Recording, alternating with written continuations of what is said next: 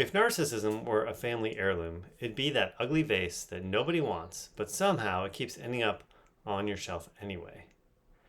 Today, I wanted to jump into the idea of emotional hand me downs and how they shape our operating system as narcissists and really as people too. Before we dive in, go ahead and subscribe, give a thumbs up, a like, drop some comments below. I love to interact, answer questions. What's working for you? What's challenging for you in this area? What does it bring up for you? All right. So, emotional hand me downs. What are those? So, I think about my own upbringing, my own childhood. In my family story, my mom was the narcissist. That got passed down to me. So, when I was a kid, I remember being really frustrated by my mom seeming like what I called at that time being really two-faced, where she was acted one way towards me and my sister and my dad, really, for that matter, when we were alone, when other people weren't around. But then if other people were around, she acted a completely different way. And what I've learned now is that she had a lot of her narcissist identity or false identity built around appearances to others. And that extended beyond just her own appearance to others. That extended to me too as a kid. And I remember this one instance when I was a teenager. I was invited to go on a weekend cruising trip with a friend of mine who had a real wealthy stepfather who had this nice yacht. And we were going on a 3-day cruise up the East Coast. And at the time, my favorite t-shirt in the world was this Jim Morrison t-shirt. It was why you know had a picture of Jim Morrison's face on it. You know, I was 15 or something years old. I thought it was super cool. Now my mom, on the other hand, thought it was kind of ratty looking. And truth be told, it probably was. I mean, I think the white had gotten kind of see-through. It wasn't like the nicest, cleanest looking shirt, but you know, as a 15-year-old boy, I thought it was really cool. So I wasn't like set on bringing it necessarily. I didn't, I'll just throw some clothes in a bag. It wasn't a big deal. But I remember before I went, my mom came to me and said, "You may not bring that Jim Morrison t-shirt with you on this trip." And I thought, that's like crazy because like, why the hell does she care what I'm wearing when I'm not even around her? Secondly, and I told her this, the truth is that my friend's parents spent barely any time with us when we were on these trips or when I would be at his house to like sleep over or whatever. They kind of did their own thing. We always just did our own thing. And third, how would they care? And in what world would my wearing kind of a ratty looking t-shirt reflect badly on my mom? It just made no sense to me.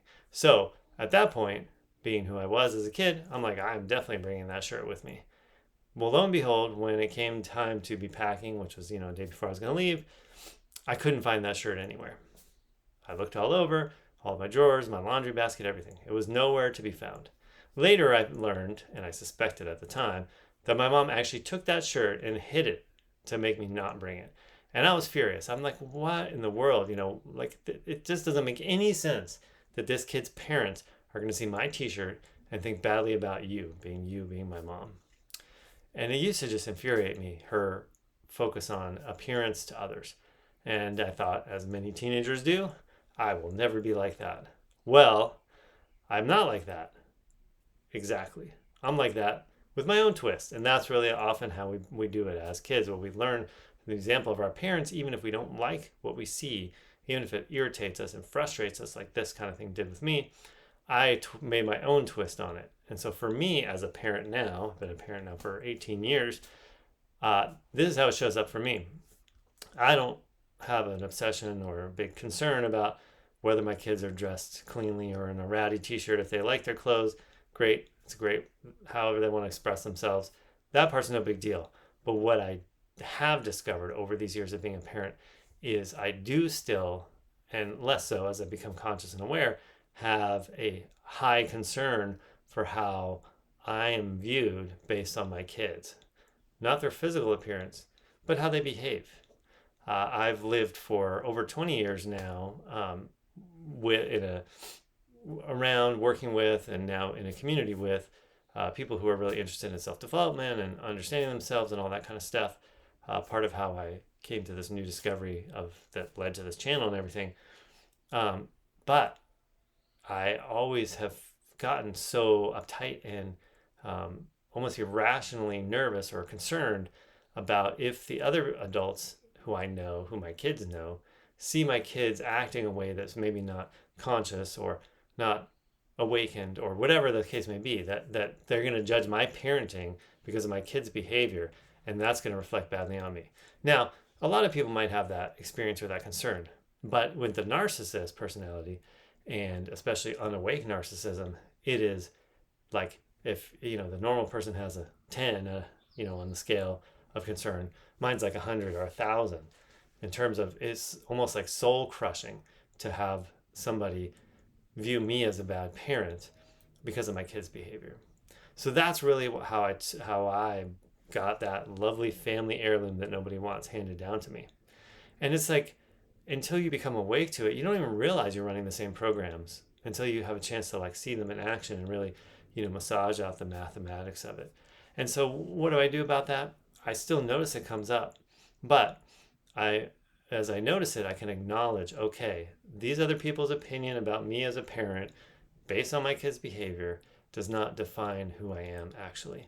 And while yes, it still sucks, and yes, I still don't want people to think of me as a bad parent, even if they don't, just the threat of that, it's tempered. So now I'm down to like the 10 with the rest of you, maybe 20. But the more awareness and the more I can just keep telling myself that, even if I am doing a bad job as a parent and somebody sees that and names it, it doesn't mean that inherently I'm a bad person. I am still trying to do my best with my own strengths and limitations as a parent.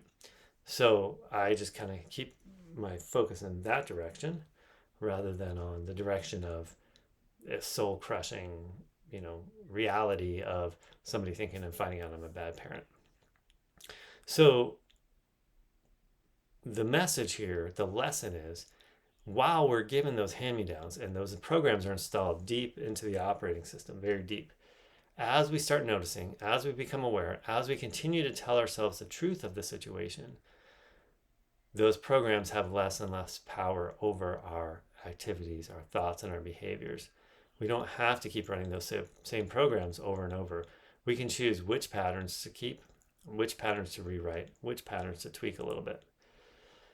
So recognizing these hand-me-down patterns is the first step in creating something new. And it's the hardest step, really identifying them, massaging them out, understanding the math of it. But it's totally worth it because you can start to loosen that grip they have over you, your behavior in your life. All right, hope that was helpful. Remember, subscribe, thumbs up, give some comments below, questions, what works for you in this area, what challenges you're having, anything. I love to interact with you guys and learn from you. All right, you take care.